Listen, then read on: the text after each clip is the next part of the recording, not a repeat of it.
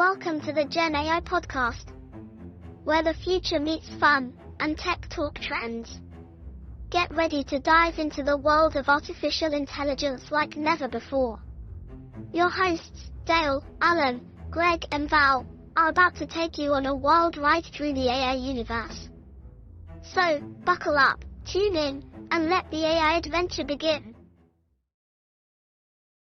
Hello, everyone, and welcome back to episode 12 of the Gen AI podcast. I got ahead of myself on the last one, and I thought that was 12, but this one is episode 12. And the reason it's significant is because we have Mr. Greg Lawton back. How are you doing, Greg?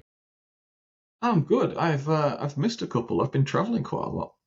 Yeah, you've been gallivanting all over the world. I feel like you have to generate an artificial instance of yourself so you can beam yourself across the world and you can attend all these magnificent, glorious events that you go to, holiday where you go on holiday in person, I think, and then send your artificial self everywhere else. How's that sound?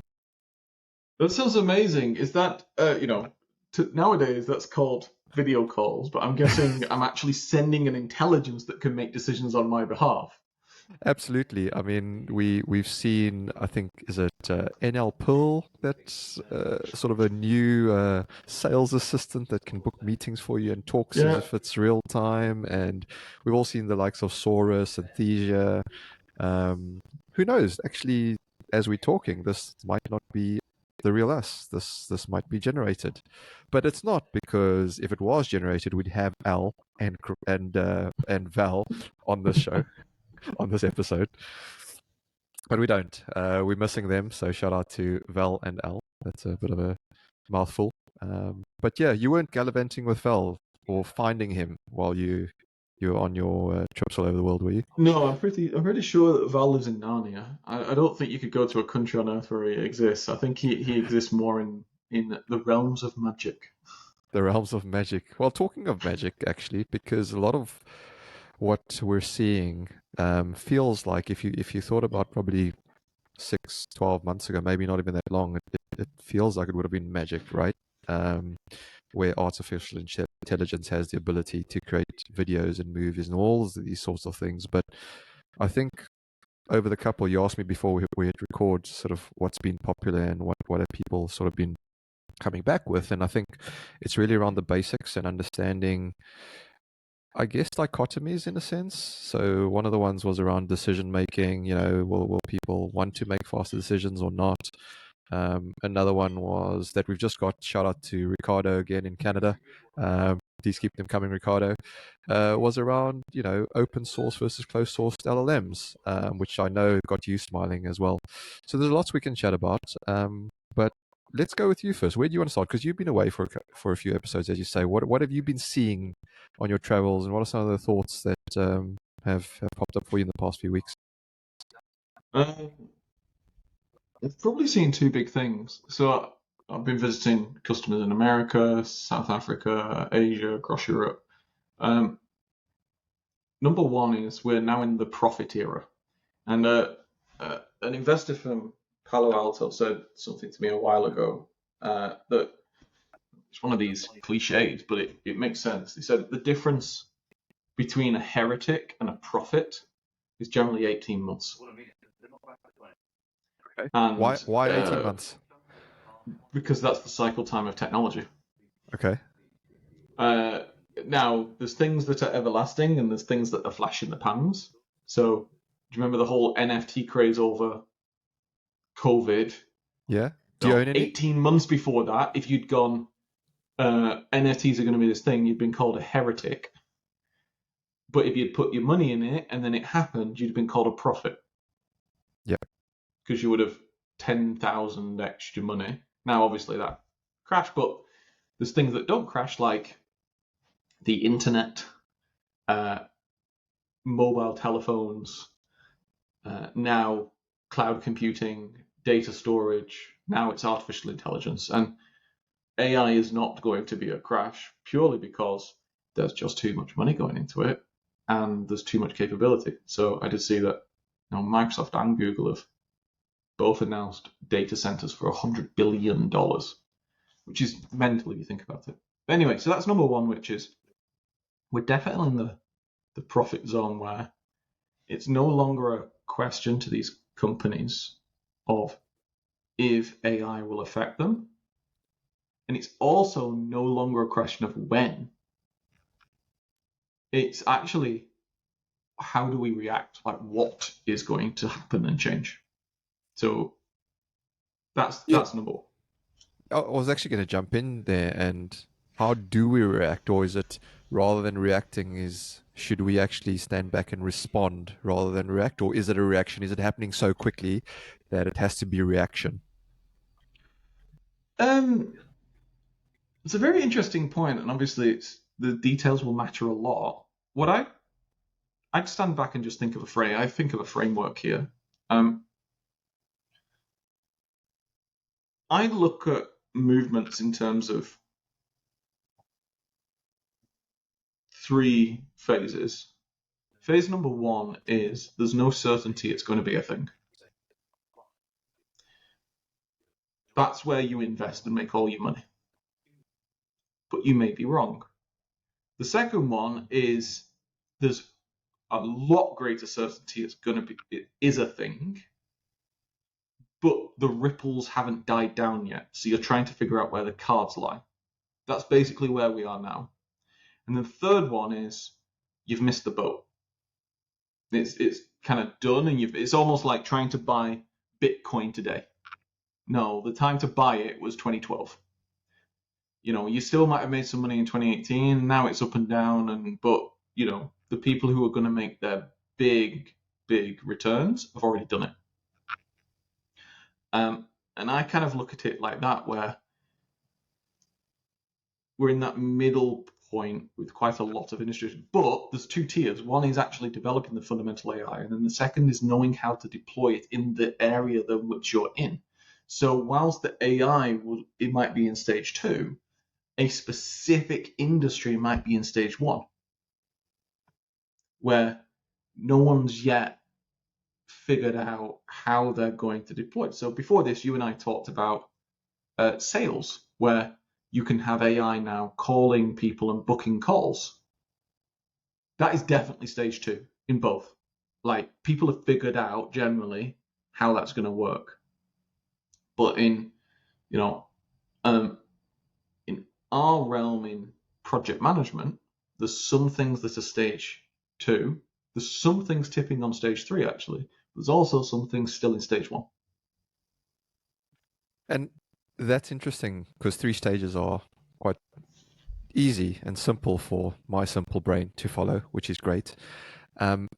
If we're in stage 2 and those listening go, okay, well, how do I get involved in this? And are you talking specifically just for those that are developing AI solutions?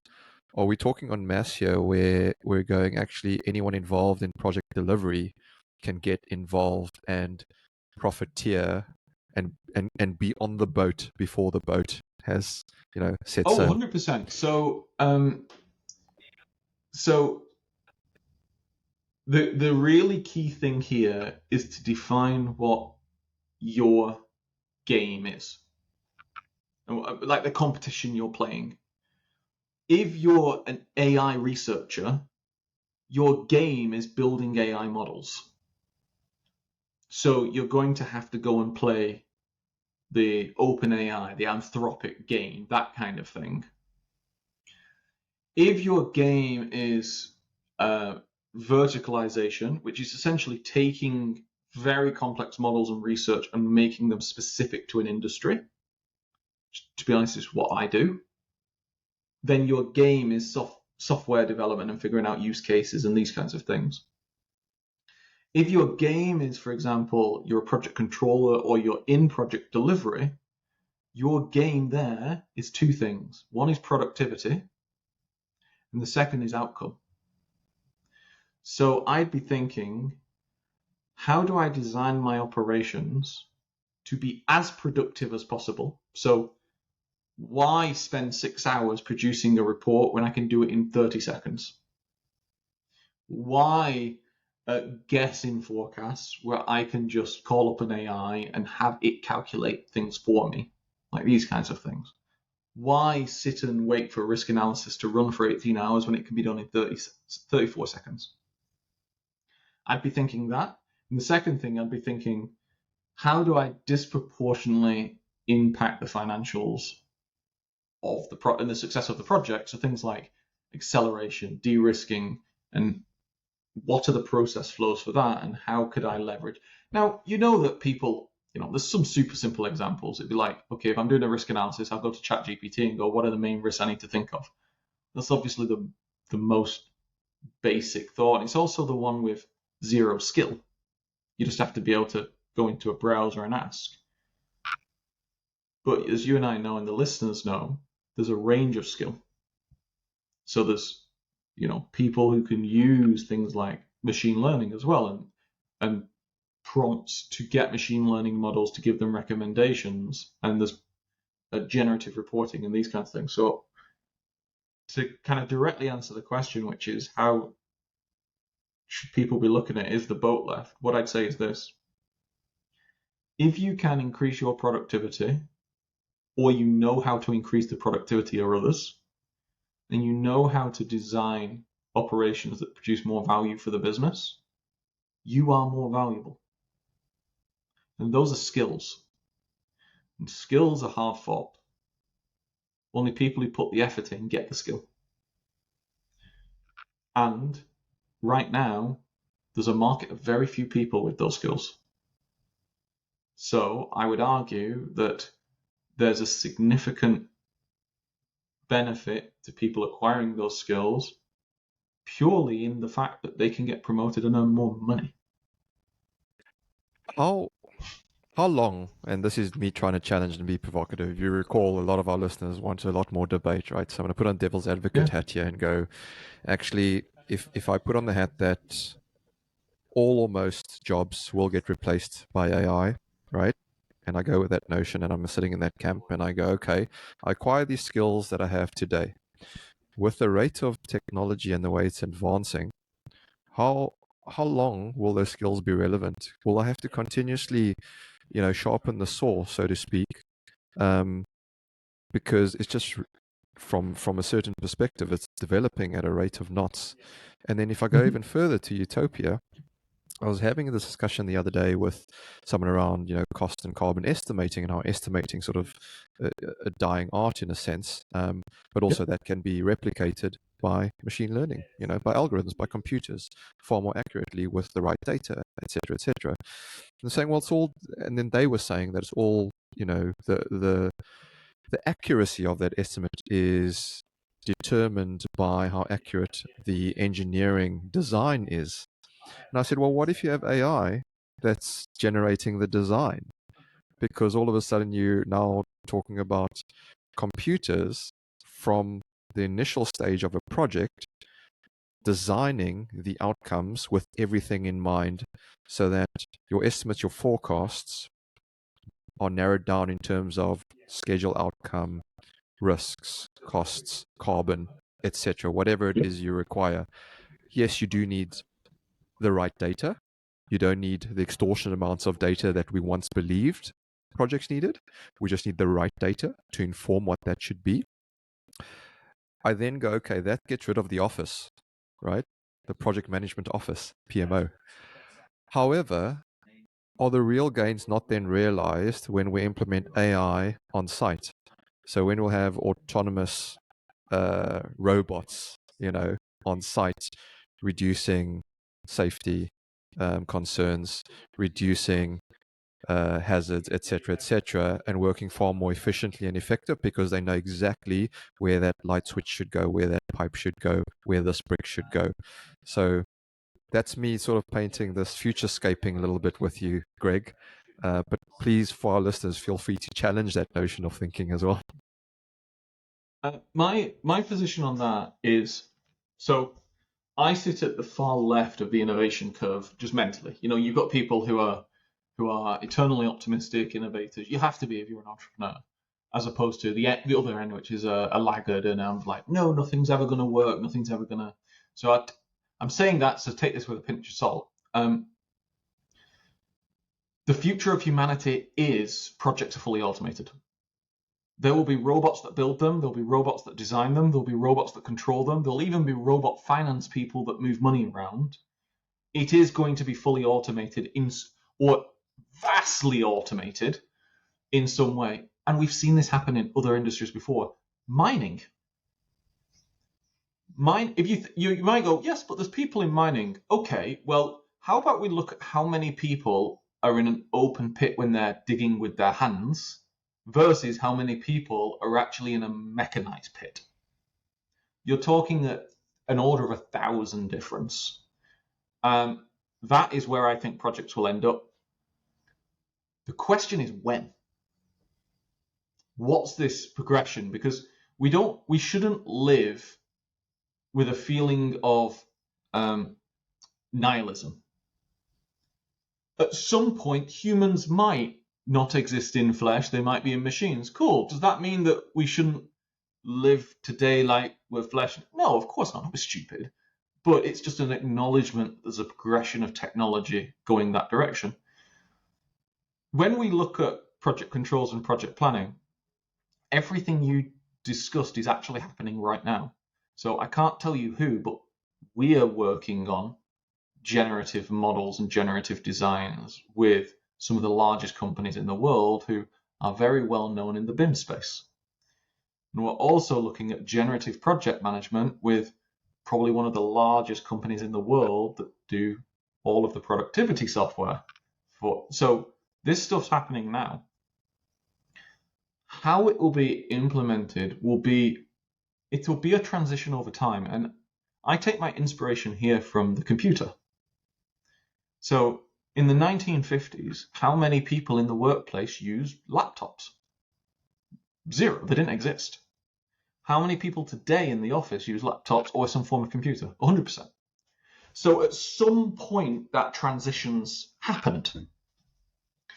Now, did that transition happen in a single day? No, of course it didn't. It happened over the course of the evolution of that technology, the natural attrition and retirement of people outside of the industry, plus the new skills that people were learning in school and university that got brought in, plus businesses going through transformation.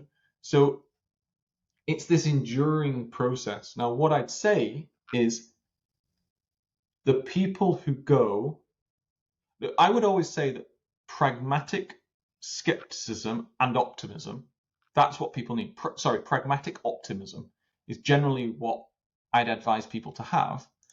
And that is essentially, it has to work for the job that's being done, but it is going to happen. So if you sit there going, I can't be bothered, this is never going to happen, I'm just not going to put any effort into it. Cool. Well, then you will be one of the people who gets put out to retirement and to pasture. Now, that might be delightful, by the way. You might be like, cool, I'm near retirement anyway, I don't really care. But the role will be moved out. Yeah, it's an interesting one because when you're chatting, it reminded me in 2021, Elon Musk said death is important because people really change their minds, they just die, which is quite harsh. It's pretty accurate. It's pretty accurate because you'll have some people who go, oh no, estimating, there's so many nuances to how we do estimating as humans. And I'd be like, one, your estimates are shit. Like, it's not how actually they turn out. Two, it's pretty arrogant to think that the skill you have is completely irreplaceable. How many people know how to make a fire as a core skill nowadays? Yeah, exactly. And I think Al was talking about the lift conductor back in the day as well. Yeah. So to be honest, I see train conductors going that way. We've got some very, very strong unions in the UK which are keeping them there. And there's all the argument for safety and these kinds of things. But in reality, is that really going to be an everlasting career? In 2,000 years, are there still going to be people conducting on trains?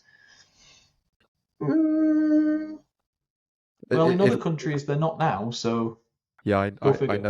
know categorically that the technology exists now where you don't need them. Because I worked Exactly. on those projects, if people follow me on LinkedIn. Um, but yeah, it's such a fascinating one. The existential topic of, you know, how we deliver projects better. And I guess if we are living in the now, that brings us back to what is available now to help us deliver projects. And one of the things is that we're seeing a lot of people use, or access at least, these large language models, Yep. whether that's on a personal level or those looking to plug into it and develop their own models. Mhm. One of the questions from Ricardo, as we mentioned, was around the open source versus closed source LLMs. And where, you know, you had a smile on your face when I mentioned that. Where do you stand on that, and how do you see that playing its role? Because one of the challenges I think most organizations have is that I don't want to risk data security. So why would I plug into ChatGPT to harness the power of it? Right. Why can't I develop my own large language model instead? Yeah, it's the make or buy. I'd say a couple of things. I do software and AI. Would you consider it a very strange move if I decided I'm going to start concreting?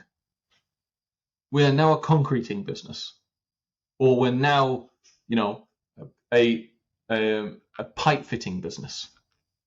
You'd kind of be like, okay, principles of business are generally the same, but you know, you don't know the nuances of doing that. Now let's flip it around. You see big project companies going, let's build software. Okay, some of it could work. You're going to lose a huge amount of money. There's a reason why there's Microsofts and Oracles in the world. Like, imagine someone going, oh, Microsoft Word, I can just build it myself. It's fairly simple. Yeah, you could, or you could just buy it for $25. Like, are you genuinely, like, if people think they genuinely can get the economies of scale that true horizontal software companies can, they're nuts. Now, there might be incredibly specific use cases that only that business comes across.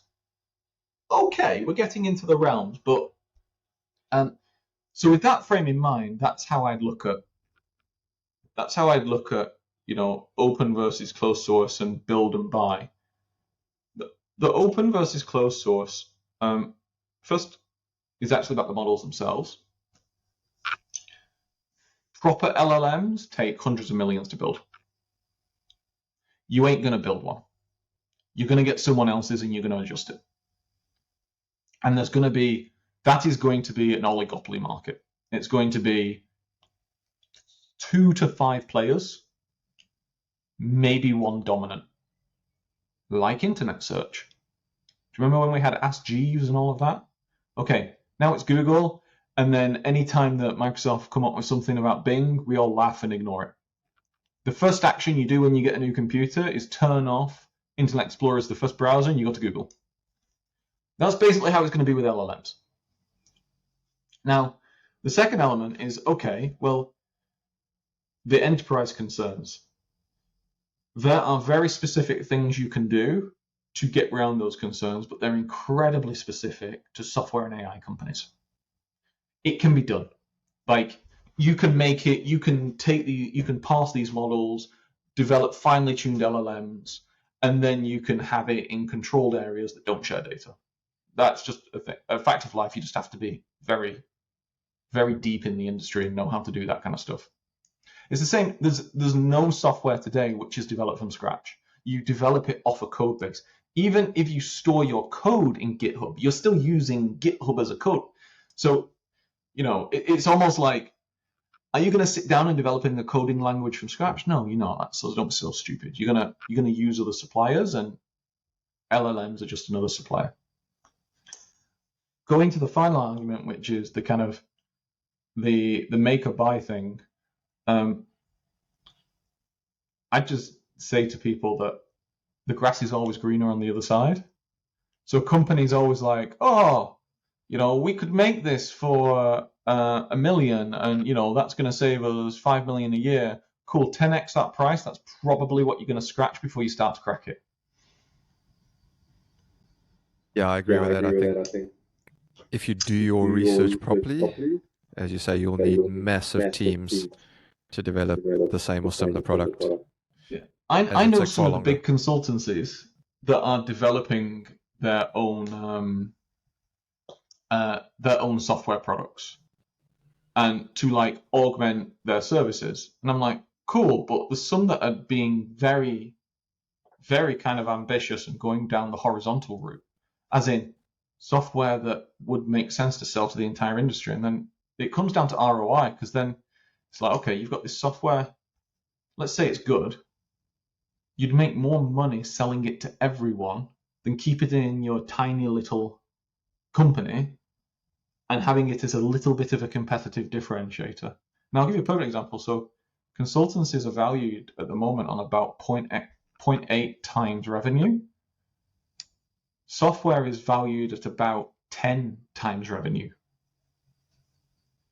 Okay, like, why wouldn't you just become a software? That's why, when you talk to like the private equity houses and the financiers, I'd just be like, if you're going to go down route, become a software company. It just fire all the consultants. There's no point in having them because you just don't make as much money. Yeah, well, I'd say fire those that aren't true consultants and keep the ones that are true consultants, because that's where all your value lies, in that information, right? It's, can you download that experience? Do you need to? Actually, that's the other question, is do you need to download all of the experience? And I guess this is actually a good debate, because there's probably a school of thought that says actually you don't, because we have enough information available to provide context to situations, that we don't need individual experiences. But then there's others that would argue against that, saying actually no, domain experience is actually critical and key, particularly when you're designing and delivering new and novel projects. And so where do you sit with that? I don't even engage in that debate. And the reason is because the answer is that generalities mean nothing. It's all about the specifics of exactly what you're trying to do. It's like me saying, I don't know, I'll come up with something stupid. Legs are a good thing. Oh, yeah. If you're trying to walk places, yes. But I could go, well, what if you're a car? Like, legs are rubbish. You need wheels. So it's so saying, well, experience and context matters. What, in stock trading? Most of the algorithms now, not most of the trading nowadays is algorithms. Like, yeah, there's one or two roles, but that industry has been completely transformed.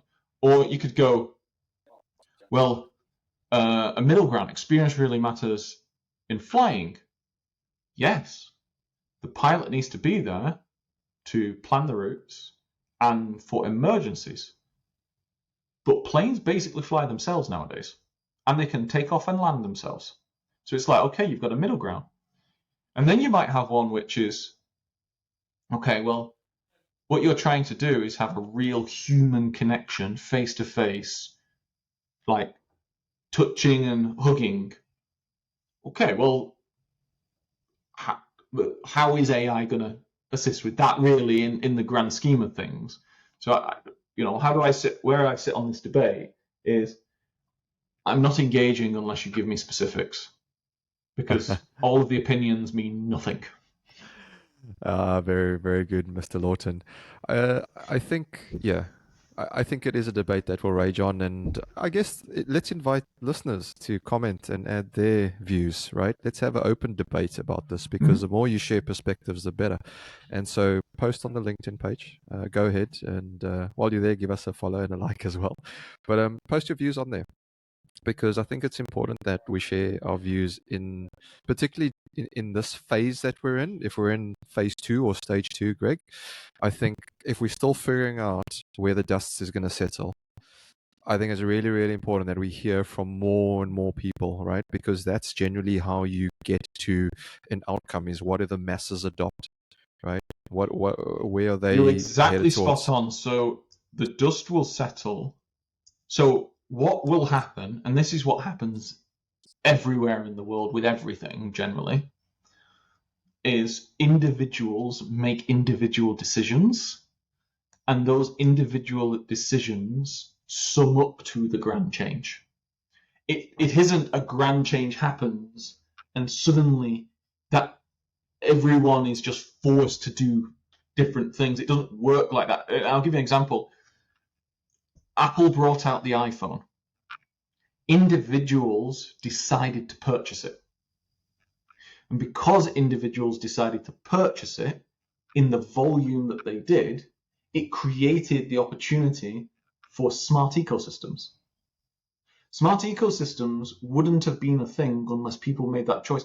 And this is actually a very, very big difference between how typically engineers are trained to think, which is design the macro outcomes and then go down into the detail, and actually how marketers and social media people are designed to think, which is start at the individual decision and the big picture will emerge. It's emergence. What we're talking here is emergence. So you're absolutely right. The individual listeners will make individual choices, and the inevitable outcome is whatever the sum of all of those choices are going to be. Yeah, and in a similar sense, that's how social media started, right? That's exactly how social media started. Yeah, it had Facebook to wouldn't have mushroom. been, Facebook wouldn't have been a global juggernaut if each individual person chose, I can't be bothered. And so, if we're looking specifically, because the key type of AI, and we have to remind listeners that it's only a certain type of AI, Yeah. are large language models, but that's the At the specific moment. one at the moment. That's the one that everyone is using, right? There's other forms Yeah. of AI. Let's just make that clear. But there are a few, right? There's ChatGPT, there's Claude, there's Llama, there's a whole Gemini, Copilot. There's a whole host out there. Which is the Facebook or the Apple at the moment, do you think? Or which one, if you want to crystal ball gaze? I don't know, to be honest. Because, do you remember MySpace? Yes, I do. Did you have a MySpace account? So I'd have gone, you'd have gone, oh, the one that's the biggest today will be the inevitable winner. Yeah, well, MySpace got swamped by Facebook. Nokia, remember the Nokia phone? Nokia was huge. Yeah. The answer is, I don't know. There's certain things you can do to understand where it's going, but one of the big things is mass generates mass. So, OpenAI is one of the biggest, but at this equal point, MySpace had a lot of mass than Facebook, and so the answer here is, I actually don't know. I don't have the. I'd need to sit down for a very long time to think about all of the variables to be able to come up. But even so, any prediction I give, it's just going to be a wild speculation. Maybe really. AI can tell us which one. Maybe, to be honest, it'll all be about adoption curves. Yeah. Yeah. Facebook was just easier to adopt and had different use cases. So I'd argue, very simply, MySpace was your online persona. Yes. You put the music you like, you put this, you put that. Facebook was just a way of communicating with your friends. So it was much simpler, and 5% of like easier adoption increases growth by like 100%. Yeah. So do you remember? Obviously, you will remember BBM, BlackBerry Messenger, before WhatsApp. Oh God, I remember that. And then I Yeah. don't know if you had it here in the UK, but in South Africa we had Mixit, MXIT. Did you No, have we that didn't here? have that. That was also sort of, it was limited to certain characters, and it was also text based. But I think back and I go, before WhatsApp, and obviously there's Signal and there's all sorts now these days. But WhatsApp's, the one that sort of emerged. But BBM was huge back in the day, and if you didn't have a BlackBerry, you weren't cool. You remember But all yeah, the clicking, like people sit like, tick, tick, tick, tick, tick, tick, tick. Yeah. yeah, sitting in meetings and you like, where's the etiquette here? You shouldn't be typing emails. But Yeah. meanwhile, they were just chatting to their mates, organizing their weekend or something. But here's the thing. So people might go, well, I'm not going to try anything because we don't know, and it'll eventually, like BlackBerry, it might not be the thing. I'd be like, yeah, but people who use BlackBerry still got massive value out of it. It just morphed over time. And do you know what? When WhatsApp came about, those people already knew how to message people in their company. It was just moving to a different typing interface. Like, it's not that big a deal. So like this is where you gotta think about the core thing.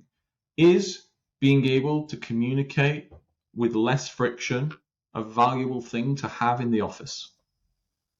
So let's change that slightly. Let's talk about wearables in construction delivery now. Because we've tried wearables in the past, right? There's been Google Lens, HoloLens. There's Yeah. been all sort of different wearables, from glasses through to, clip-ons on your chest, your watches. Most people have a smartwatch these days. Do we see? I mean, we spoke about before AI. It was all about virtual reality and augmented reality, right? Do we see AR sort of now joining up forces with AI almost and saying, well, you can go on site and see your digital twin?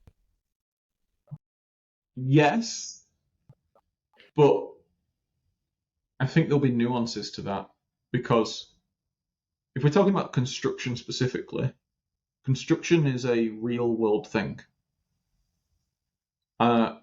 There's certain roles like quantity surveyors where the job is fundamentally comparing real world versus a virtual world, be it that virtual world is on paper or it's in some kind of BIM model or whatever.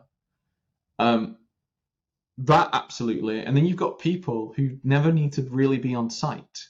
Like, really, the cost controllers don't really need to be on site, or the finance team. They're processing invoices and processing paperwork.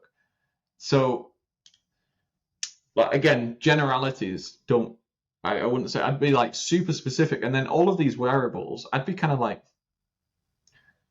how big a problem is it really? Like, how much to the heart of the value of what you're trying to do does it hit versus just being kind of a cool, nice thing? And, what does a camera really do to a site manager? I'm kind of like, they've got eyes. You could go, well, yes, it can update the models and it saves them time back in the office. Cool. It's still the QS again. So it's like a very small subset of people that stuff really helps. Now, in manufacturing, when you're putting components together on a production line, would AR be cool going this one and that one and that one? Yeah, until the person's learnt it, in about 3 or 4 hours, and then they can do it themselves, and then it's just annoying, and you might be like, just move out the way. So AR, I'm undecided on. It's definitely going to come in some way, but I don't think it's going to come in to the way that, to the extent that some people believe, purely because of human nature. We do not like having things in front of our face. Yeah. It's definitely interesting. I think you're right. I think it'll definitely be cool. Like, imagine going to site, right? And you've got the foundations in, pilings done, nothing else, and you put on these glasses or some sort of tech, and you can virtually see where the building's going to be on top of it. That'll be pretty cool. Will it help construction? I don't know. Maybe we should ask a site supervisor or a site Yeah. engineer. So if you're a site supervisor, site engineer, or if you know someone that is, ask them and let us know. Type it all up on LinkedIn. But another shout out for people that do engage with us on LinkedIn. Paul Cooper. Hey Paul, thanks for listening. So Paul, it's a shout out to Alan on the last one. He loved the mathematics passion. Al, I know you're not on this episode, but when you listen back, Greg, you've also been quite passionate coming back as well. Are you passionate about maths as well, mathematics? I absolutely am. I'm actually writing a book at the moment, which is a mathematics book called How to Accelerate Large Capital Projects. I'm not set on that title, but it's what acceleration in projects is from a physicist and a mathematician's perspective. And I just because I find it really cool and something that I've come up with in my research. There are actually 8 types of project acceleration. Who has actually written down the 8 types before?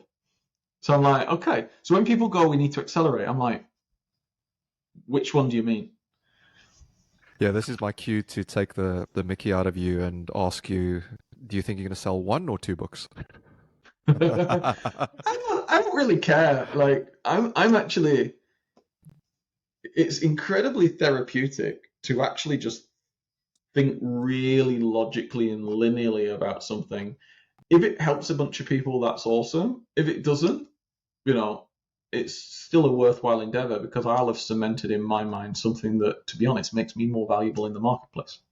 No, absolutely. I joke and I jest with you, but I think it's important that writing down, um, yes, we talk about large language models and, generative AI, but on a personal level, when you actually write down your thoughts, it does solidify it, making notes. So if anything you take away from this specific episode 12 of the Gen AI podcast is write things down because you review it. In all situations, whether you're trying to have a difficult situation with someone, write it down. Before you press send on that difficult email, write it down and review it and read it. Thoughts on the future of project delivery, AI, mathematics, right? Write it down so you can review it in your own time and solidify your thinking. And I think it's the other form is this, what we're doing, discussing and talking and, kicking the tires on where it might be. And you don't have to necessarily create your own podcast, although if you want to, fantastic, do that because the more the merrier. But find a colleague at work, share your views with them, see what they think, and seek people that have opposing views to you because that's how you gain perspective. If you're just in an echo chamber, you're never going to learn anything. And this is why I love talking to Greg and Al and Val offline because he's never been online with us. And others, right, where we don't always agree, and that's great because and we're open to sharing our disagreements on online with all of you as well.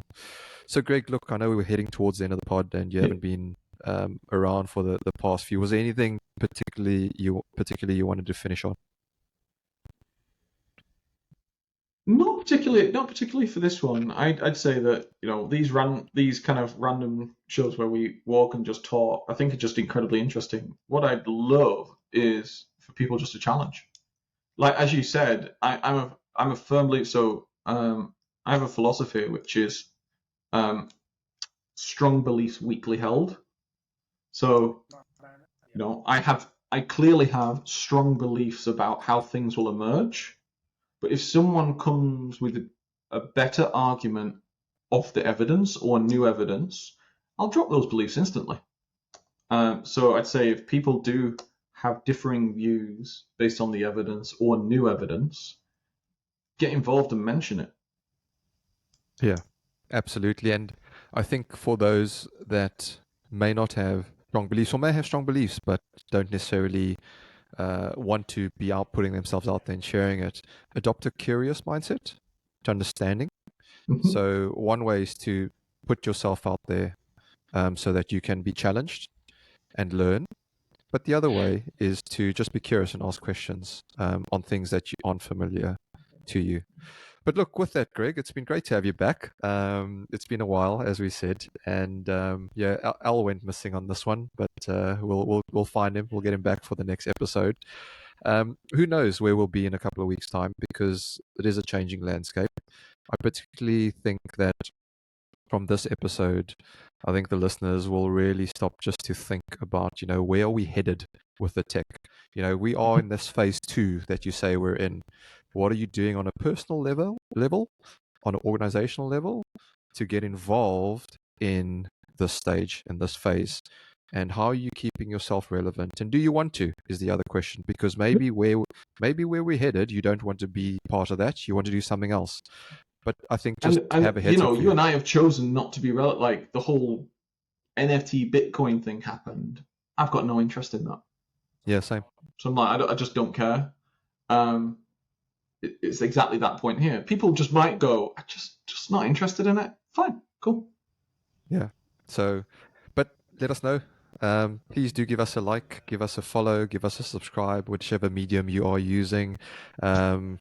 In the first 6 days, Greg, get this, in the first 6 days of episode 11, we had over 840 views on YouTube for episode 11. So it's growing and it's amazing. And a huge shout out to particularly and this was surprising, our largest audience is the US. And I don't know why that is, but that's awesome. The largest... I'm not surprised. The US is it's the center of Gen AI nowadays, and the culture is much more open to adoption than some other cultures. So that doesn't surprise me at all. Yeah, I can say it. I can say it. The British culture is quite conservative. You're in Europe, Yeah. So Europeans, they like their traditions as well. So slowly, I guess. But look, with that, folks, thank you so much for spending the best part of 45, almost an hour, with us. Hopefully, we've given you some light entertainment, but also importantly, some perspective and some views. And if you don't like what we are saying, let us know as well. We're keen to hear. But with that, we'll leave you there, and we'll catch you on the next one. Bye for now.